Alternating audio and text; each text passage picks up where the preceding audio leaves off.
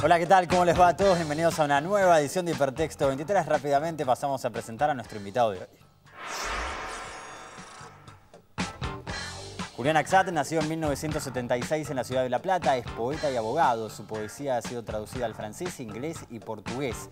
En 2010 realizó la antología Si Hamlet duda, le daremos muerte. Y en 2014 la antología La Plata Spoon River, que tiene que ver con las trágicas inundaciones de la ciudad de La Plata.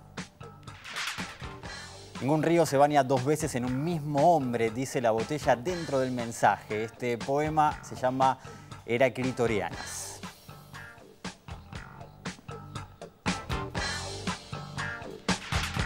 Bueno, difícil pronunciarlo. Muchas gracias, Julián, por estar con nosotros. Un gusto para vos. Bueno, muchos temas para desarrollar, ¿no?, en el día de hoy con este invitado, pero en primer lugar quería hablar de esta relación entre la poesía y tu función en la justicia, porque tenés un rol muy importante, muy destacado. Sí, digamos, yo escribo poesía de chiquito, real de chiquito, de 12, 13 años, de adolescente, y después el interés por el derecho a los 18, 19 años, y con el tiempo entré a vincular las temáticas de lo jurídico y lo poético. De hecho, desarrollo cuestiones que se vinculan entre la poiesis del derecho y la poiesis literaria, o sea, estudios sobre literatura y derecho que son muy comunes en los estudios culturales norteamericanos y bueno, quizás no tanto acá. No tanto acá, claro. Y a mí me interesa mucho. Me interesó mucho en una entrevista que leí acerca de una frase que decías, ¿no?, que un poco el comienzo de estudiar derecho tiene que ver con tus papás, ¿no?, que son desaparecidos. Hace 2 semanas declaró Julián Axat en un juicio muy importante que se sigue con respecto a eso. Sí, un poco mi historia es la búsqueda de mi identidad como hijo desaparecido, la búsqueda de justicia, de verdad, de memoria, y en eso también se atraviesa la poesía como un hecho, digamos, de justicia, la poesía como acto justo, o la palabra justa, para decirlo en los términos de los poetas. Sí, de Flaubert, bueno, por ejemplo. De Flaubert, por ejemplo, claro. Y de Baudelaire también, y de Thoreau también, de Allen Ginsberg también, todo hecho poético como acto justo, más allá de que ese hecho poético pueda ser vinculado a una injusticia, o en realidad la injusticia produce poesía como, digamos, como consecuencia. Y bueno, la abogacía es algo que me llevó a mí, obviamente, a descubrir mi historia y a tratar de luchar contra la impunidad y el olvido, pero bueno, la poesía también se vinculó naturalmente con esto, digo. Yo siento en Hellman, por ejemplo, una sensación, o estoy haciendo un trabajo sobre Hellman y la justicia, o los problemas de la justicia en la poesía de Hellman. Siento que, por ejemplo, Raúl González Tuñón tuvo una línea basada en el problema de la justicia en la poesía. Hay un vínculo entre la poesía argentina y los problemas de lo justo y lo injusto. Es algo que me interesa y estoy estudiando, ¿no? Bueno, y una de las maneras de materializarlo tiene que ver con esta gran antología que desarrollaste, que creaste, que se llama La Plata Spoon River, que está basada, claro, en aquel libro tan famoso de Edgar Lee Master, que es un gran poeta estadounidense, también abogado, También otra abogado. relación. Pero quería que me cuentes acerca de esta idea con respecto a lo que fueron las trágicas inundaciones de la ciudad de La Plata. ¿Cómo fue la idea de escribir un poema por cada una de las víctimas, ¿no?, Yo fui defensor durante el tiempo del trágico temporal de 2 de abril del año pasado. Inicié una serie de acciones judiciales para que se descubra la verdadera cifra de muertes y a la par, en mi interés y en mi avidez poética, se me ocurrió producir un hecho cultural vinculado a mi investigación judicial. Ese hecho cultural es un libro de poesía que convoca a muchos autores, entre ellos a vos.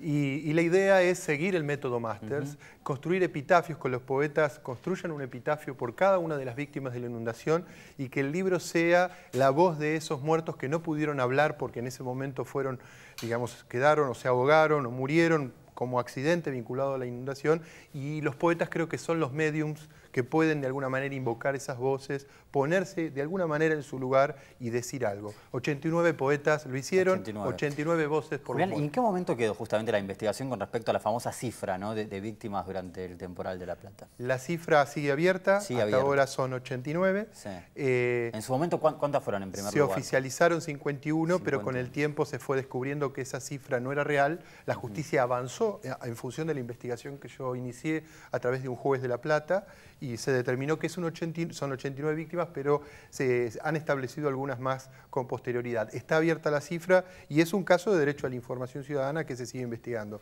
El libro de poesía es una manera de construir un hecho poético que justamente da cuenta de una nómina desde un libro de poesía, lo cual es bastante inédito porque salió antes de la sentencia.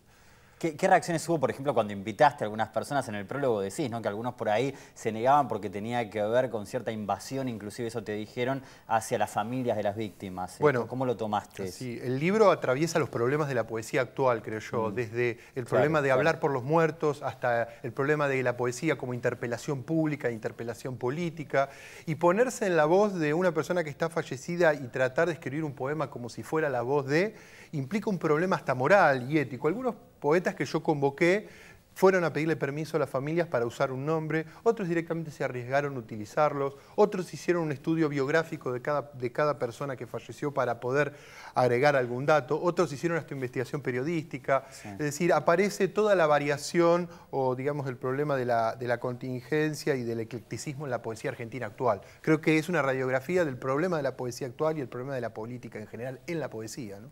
Y quería que nos cuentes un poco acerca de esta declaración tan importante de hace 2 semanas en la causa que se investigan los crímenes, ¿no?, cometidos de lesa humanidad en el centro clandestino de detención de La Plata, ¿no?, de La Cacha. Sí. Bueno, contanos primero la impresión, ¿qué significó para vos? Yo lo fui siguiendo un poco por Facebook, lo que ibas contando, y era realmente impresionante, ¿no?, el momento previo inclusive. Sí, durante los juicios de lesa humanidad, en este momento nosotros, los que somos hijos de desaparecidos, hermanos, los que son familiares en general, digamos, tomamos estas declaraciones en los juicios como un hecho realmente de valor porque esperamos muchos años, digamos, poder tener un juez adelante y contar los que nos pasó. En mi caso yo tenía 7 meses cuando mis papás desaparecieron, por lo tanto yo tenía que ser testigo de algo que si bien presencié porque estaba presente en el momento. Muy interesante lo que decís vos, tu calidad de testigo en ese, cómo se ponen, digamos... Yo sentí el terror durante mi vida, digamos, haber estado ahí, si bien estuvieron otros familiares, tengo una impresión. Esa impresión, con el tiempo la pude poner en palabras. De hecho, mi poesía tiene que ver con esa impresión. Yo traté de contarle a los jueces, y en la previa, digamos, a ese momento de contarlo, es tratar de reunir en mí la mayor cantidad de elementos de mi vida para ir a una declaración en la cual contarles qué pasó y por qué soy testigo. En realidad los testigos son mis padres, que no están, y están desaparecidos. Pero bueno, yo creo que los hijos tenemos la carga natural de poder contar por ellos o tratar de insinuarnos como testigos de lo que, digamos, de colocarnos en el lugar desaparecido, que es imposible, pero somos los hijos y estamos. La declaración fue en realidad liberadora para mi historia. Yo después de 2 semanas de haber declarado siento que el peso de mi cuerpo es otro. Incluso podría escribir poesía de otra manera. Mirá, bueno, y también sos muy amigo de Emiliano Bustos, ¿no?, que le mandamos un gran abrazo. Sí. Y también hubo una noticia con respecto a Miguel Ángel muy importante. Sí. Digo, es un tema emblemático. De hecho, la anterior antología que hiciste tiene que ver un poco con eso, ¿no? Si Hamlet duda, le daremos muerte. Sí. Digamos, la poesía, los que nacimos durante los 70 o principios de los 80, los que nacimos durante la dictadura o un poco antes incluso, yo creo que compartimos cierta épica o ciertos elementos que quizás no los comparten los que nacieron en los 60, que son como nuestros hermanos mayores, o que nacieron ahora en los 90, que están escribiendo poesía. Creo que con Emiliano, digamos, más allá de la historia que compartimos, él es hijo desaparecido, yo también, los dos escribimos poesía y en este sentido Miguel Ángel Bustos para nosotros es un poeta, digo, mencioné Hellman, pero es un poeta que está desaparecido, por lo general no se lo reconoce y eso tiene que ver también con la negación de su obra. Tanto Emiliano como yo y otros poetas estamos tratando de volver a poner en evidencia esa magnífica obra de un poeta pintor, de un poeta casi William Blackiano, argentino. Notable, ¿no? Notable. Realmente notable. Y la verdad que en ese sentido reconstruir esas historias con Emiliano y con otros compañeros es para nosotros muy importante, ¿no? Julián, también en tu poesía haces mucha referencia a la actualidad, ¿no? Además de la justicia, temas, digamos, noticias. ¿Cuál es la relación entre la poesía y, bueno, inclusive como periodista lo digo, ¿no? Sí. Y las noticias, ¿cómo se hace para tener una mirada poética de cosas? Bueno, yo creo que el poeta que hizo eso fue Mayakovsky. Hay que volver a Mayakovsky, reescribirlo, obviamente no volver al eslogan, digo, pensada en el soviet y demás. Creo que hay que volver a un poeta como Mayakovsky que repensó las fórmulas de la poesía en pequeños nudos y la vinculó y hizo periodismo poético. Me parece que ese tipo, digamos, pienso en Mayakovsky por decir Tuñón en Argentina que abreva Mayakovsky.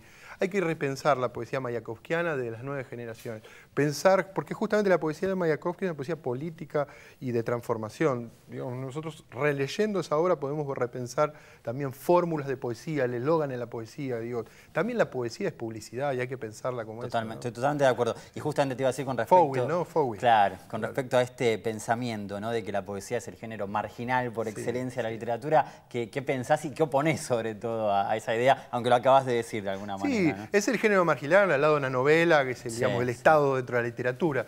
Creo que la poesía, los poetas, el verso, digamos, gana mucho dentro del Facebook, gana mucho dentro de lo que es el Twitter, porque Hubo un renacimiento, digo, con eso. pero yo creo que todavía sigue siendo marginal, digamos, el mercado editorial no ayuda mucho, eso impone que nosotros nos cualquiericemos. Pero también mejoró, ¿no? En algún punto. Sí, mejoró, eso es cierto. De hace 5 años para acá mejoró. Pero Pero al lado de lo que es la producción de la poesía en México, en Colombia, en Chile, en Brasil, digamos, todavía estamos en Argentina como con un género muy paria. Me parece, yo, digamos, con solo pensar en los festivales de Medellín, pensar Claro. en ese tipo de, o incluso en España, creo que en Argentina todavía el género, digamos, al campo literario por concepto, digamos, le cuesta el mundo de los poetas. Me parece que bueno, es algo que también nos impone a nosotros empezar a romper eso, ¿no? Me parece muy interesante. Y por último te quería preguntar por este flamante cargo que tenés, ¿no? Por orden de la Procuraduría General de la Nación. Contanos en qué consiste y por qué significa acceder de otra manera a la justicia o que la gente con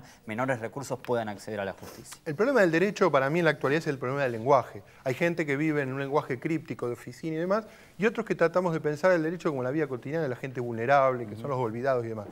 Me han convocado a ir al territorio de las villas de la ciudad, a llevar el derecho para transformarlo en un hecho comunicacional, es decir, construir oficinas de la Procuración en las villas para resolver los problemas de la gente. El Poder Judicial nunca entró a las villas, nunca. Entró con la policía, entró allanando, entró con detenciones. Me piden que demos vuelta de página culturalmente a esta impronta de los fiscales.